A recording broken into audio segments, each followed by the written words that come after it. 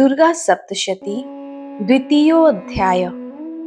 देवताओं के तेज से देवी का प्रादुर्भाव और महिषासुर की सेना का वध। ओम मध्यम चरित्र के विष्णु ऋषि महालक्ष्मी देवता उषडिक छंद शाकंभरी शक्ति दुर्गा बीज वायु तत्व और यजुर्वेद स्वरूप है। श्री महालक्ष्मी जी की प्रसन्नता के लिए मध्यम चरित्र के पाठ में इसका विनियोग है। मैं कमल के आसन पर बैठी हुई प्रसन्न मुख वाली महिषासुरमर्दिनी भगवती महालक्ष्मी का भजन करता हूँ, जो अपने हाथों में अक्षमाला, फरसा, गदा, बाण, वज्र, पद्य, धनुष, कुंडिका, दंड, शक्ति, खड्ग, ढाल, शंख, घंटा, मधुपात्र, शूल, पाश और चक्र धारण करती हैं। ऋषि कहते हैं, पूर्व काल में देवताओं और असुरों में पूरे 100 वर्षों तक घोर संग्राम हुआ था। उसमें असुरों का स्वामी महिषासुर था और देवताओं के नायक इंद्र थे। उस युद्ध में देवताओं की सेना महाबली असुरों से परास्त हो गई। संपूर्ण देवताओं को जीतकर महिषासुर इंद्र बन बैठा। तब पराजित देवता प्रजापति ब्रह्मा जी को आगे करके उस स्थान पर गए जहां भगवान शंकर और विष्णु विराजमान थे। देवताओं ने महिषासुर के पराक्रम तथा अपनी पराजय का यथावत वृतांत उन दोनों देवेश्वरों से विस्तार पूर्वक कह सुनाया। वे बोले, भगवान, महिषासुर सूर्य, इंद्र, अग्नि, वायु, चंद्रमा, यम, वरुण तथा अन्य देवताओं के भी अधिकार छीनकर स्वयं ही सबका अधिष्ठाता बना रहता है। उस दुरात्मा महिष ने समस्त देवताओं को स्वर्ग से निकाल दिया है। अब वे मनुष्यों की भांति पृथ्वी पर विचरते हैं। दैत्यों की यह सारी करतूत हमने आप लोगों से कह सुनाई। अब हम आपकी ही शरण में आए हैं। उसके वध का कोई उपाय सोचिए। इस प्रकार देवताओं के वचन सुनकर भगवान विष्णु और शिव ने दैत्यों पर बड़ा क्रोध किया। उनकी भौहें तन गईं, उनका मुंह टेढ़ा हो गया। तब अत्यंत कोप में भरे हुए चक्रपाणी श्री विष्णु के मुख से एक महान तेज हुआ। इसी प्रकार ब्रह्मा, शंकर तथा इंद्र आदि अन्यान्य देवताओं के शरीर से भी बड़ा भारी तेज निकला। वह सब मिलकर एक हो गया। महान तेज का वह पुंज जाज्वल्यमान पर्वत सा जान पड़ा। देवताओं ने देखा, वहां उसकी ज्वालाएं संपूर्ण दिशाओं में व्याप्त हो रही थी। संपूर्ण देवताओं के शरीर से प्रकट हुई उस तेज की कहीं तुलना नहीं थी। एकाग्रचित होने पर वह एक नारी के रूप में परिणत हो गया और अपने प्रकाश से तीनों लोकों में व्याप्त जान पड़ा। भगवान शंकर का जो तेज था, उससे उस देवी का मुख प्रकट हुआ। यमराज के तेज से उसके सिर में बाल निकल आए। श्री विष्णु भगवान के तेज से उसकी भुजाएं उत्पन्न हुई। चंद्रमा के तेज से दोनों स्तनों का और इंद्र के तेज से मध्य भाग कटि प्रदेश का प्रादुर्भाव हुआ। वरुण के तेज से जंघा और पिंडली तथा पृथ्वी के तेज से नितंब भाग प्रकट हुआ। ब्रह्मा के तेज से दोनों चरण और सूर्य के तेज से उसकी अंगुलियां हुई। वसुओं के तेज से हाथों की अंगुलियां और कुबेर के तेज से नासिका प्रकट हुई। उस देवी के दांत प्रजापति के तेज से और तीनों नेत्र अग्नि के तेज से प्रकट हुए थे। उसके भौहें संध्या के और कान के तेज से उत्पन्न हुए थे। इसी प्रकार अन्यान्य देवताओं के तेज से भी उस कल्याणमयी देवी का आविर्भाव हुआ है। तदंतर समस्त देवताओं के तेज पुंज से प्रकट हुई देवी को देखकर महिषासुर के सताए हुए देवता बहुत प्रसन्न हुए। पिनाकधारी भगवान शंकर ने अपने शूल से एक शूल निकालकर उन्हें दिया। फिर भगवान विष्णु ने भी अपने चक्र से चक्र उत्पन्न करके भगवती को अर्पण किया। वरुण ने भी शंख भेंट किया, अग्नि ने भी उन्हें शक्ति दी और वायु ने धनुष तथा बाण से भरे हुए तरकस प्रदान किए। सहस्त्र नेत्रों वाले देवराज इंद्र ने अपने वज्र से वज्र उत्पन्न करके दिया और ऐरावत हाथी से उतारकर एक घंटा भी प्रदान किया। यमराज ने काल दंड से दंड, वरुण ने पाश, प्रजापति स्फटिकाक्ष की माला तथा ब्रह्मा जी ने कमंडलू भेंट किया। सूर्य ने देवी के समस्त रोमकूपों में अपनी किरणों का तेज भर दिया। काल ने उन्हें चमकती हुई ढाल और तलवार दी। क्षीर समुद्र ने उज्जवल हार तथा कभी जीर्ण न होने वाले 2 दिव्य वस्त्र भेंट किए। साथ ही उन्होंने दिव्य चूड़ामणि, 2 कुंडल, कड़े, उज्जवल अर्धचंद्र, सब बाहुओं में केयूर, दोनों चरणों के लिए निर्मल नुपुर, गले की सुंदर हंसली और सब अंगुलियों में पहनने के लिए रत्नों की बनी अंगूठियां भी दी।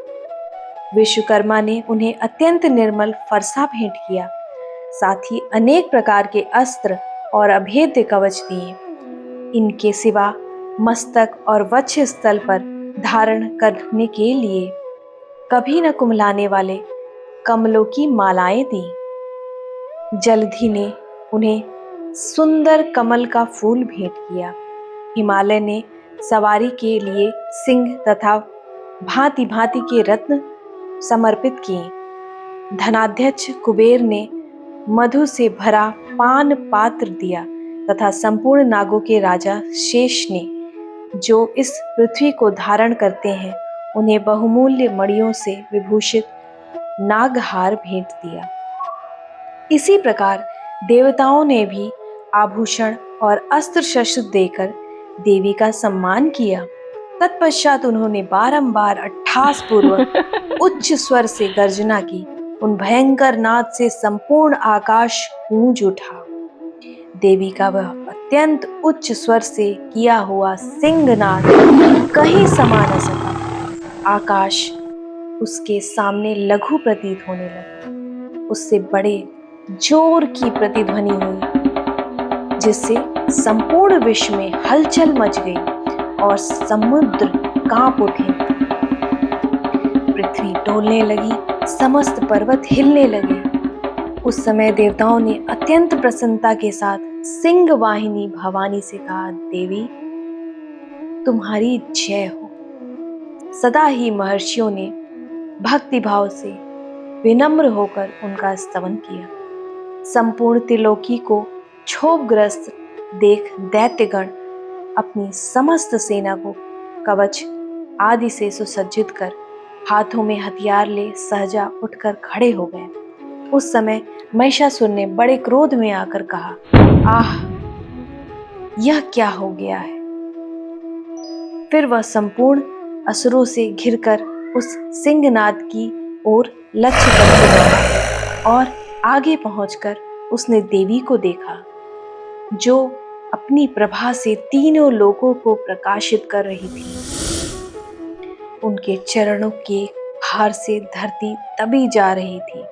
माथे के मुकुट से आकाश में रेखा से खींची जा रही थी तथा वह अपने धनुष की टंकार से सातों पातालों को क्षुब्ध किए देती थी।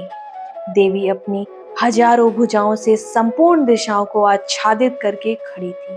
तदंतर उनके साथ दैत्यों का युद्ध छिड़ गया। नाना प्रकार के अस्त्र शस्त्र प्रहार से संपूर्ण दिशाएं उद्भासित होने लगी। चिछुर नामक महान असुर महिषासुर का सेना नायक था। वह देवी के साथ युद्ध करने लगा। अन्य दैत्यों की चित्तुरंगिणी सेना साथ लेकर चामर भी लड़ने लगा। 60,000 रथियों के साथ आकर उदग्र नामक महादैत्य ने लोहा लिया। 1 करोड़ रथियों को साथ लेकर महाहनु नामक दैत्य युद्ध करने लगा, जिसके रोए तलवार के समान तीखे थे। वह असिलोमा नामक महादैत्य 5 करोड़ रथी सैनिकों सहित युद्ध में आ डटा।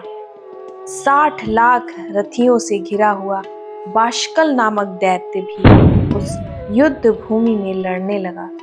परिवारित नामक राक्षस हाथी सवार और घुड़सवारों के अनेक दलों तथा 1 करोड़ रथियों की सेना लेकर युद्ध करने लगे।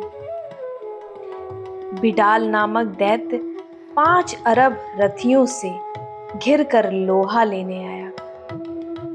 इनके अतिरिक्त और भी हजारों महादैत्य रथ, हाथी और घोड़ों की सेना साथ लेकर वहां देवी के साथ युद्ध करने लगे। स्वयं महिषासुर उस रणभूमि में कोटि कोटि सहस्त्र रथ, हाथी और घोड़ों की सेना से घिरा हुआ खड़ा था।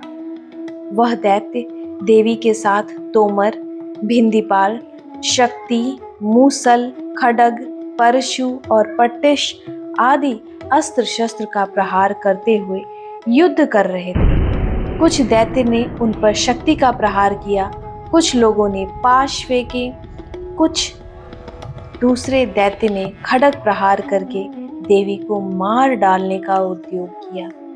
देवी ने भी क्रोध में भरकर खेल खेल में ही अपने अस्त्र शस्त्रों की वर्षा करके दैत्यों के समस्त अस्त्र शस्त्र काट डाले।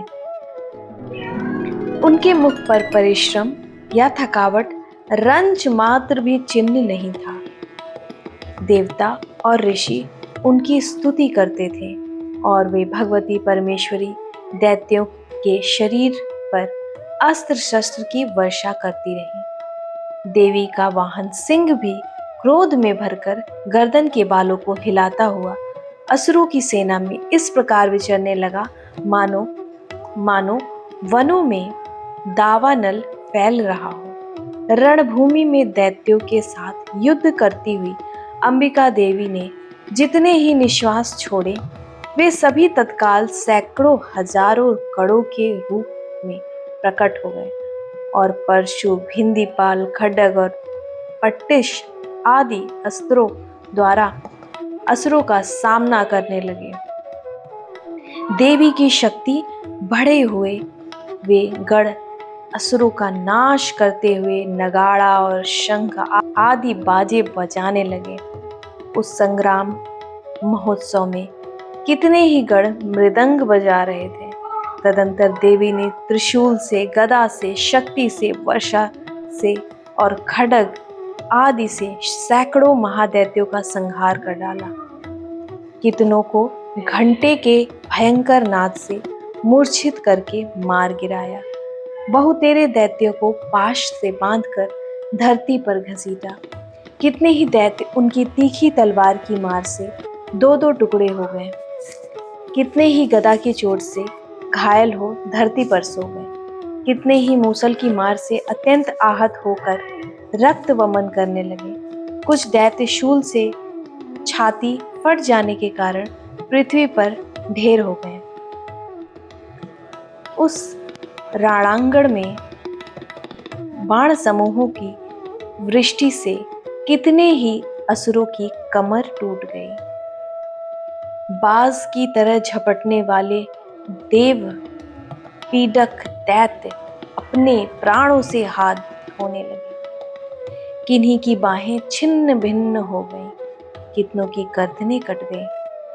कितने ही दैत्यों के मस्तक कट कट कर गिरने लगे। कुछ लोगों के शरीर मध्य भाग में ही विदीर्ण हो गए। कितने ही महादैत्य जांघें कट जाने से पृथ्वी पर गिर पड़े। कितनों को ही देवी ने बाह, एक पैर और एक नेत्र वाला करके 2 टुकड़ों में चीर डाला। कितने ही दैत्य मस्तक कट जाने पर भी गिरकर फिर उठ जाते और केवल धड़ के ही रूप में अच्छे अच्छे हथियार हाथ में ले देवी के साथ युद्ध करने लगते। दूसरे कबंध युद्ध में बाजों की लय पर नाचते थे। कितने ही बिना सिर के धड़ हाथों में खड्ग, शक्ति और दृष्टि लिए दौड़ते थे तथा दूसरे दैत्य ठहरो ठहरो यह कहकर देवी को युद्ध के लिए ललकारते थे। जहां वह घोर संग्राम हुआ था, वहां की धरती देवी के गिराए हुए रथ, हाथी, घोड़े और असुरों की लाशों से ऐसी फट गई थी कि वहां चलना फिरना असंभव हो गया था। दैत्य की सेना में हाथी, घोड़े और असुरों के शरीर से इतनी अधिक मात्रा में रक्तपात हुआ था कि थोड़ी ही देर में वहां खून की बड़ी बड़ी नदियां बहने लगी।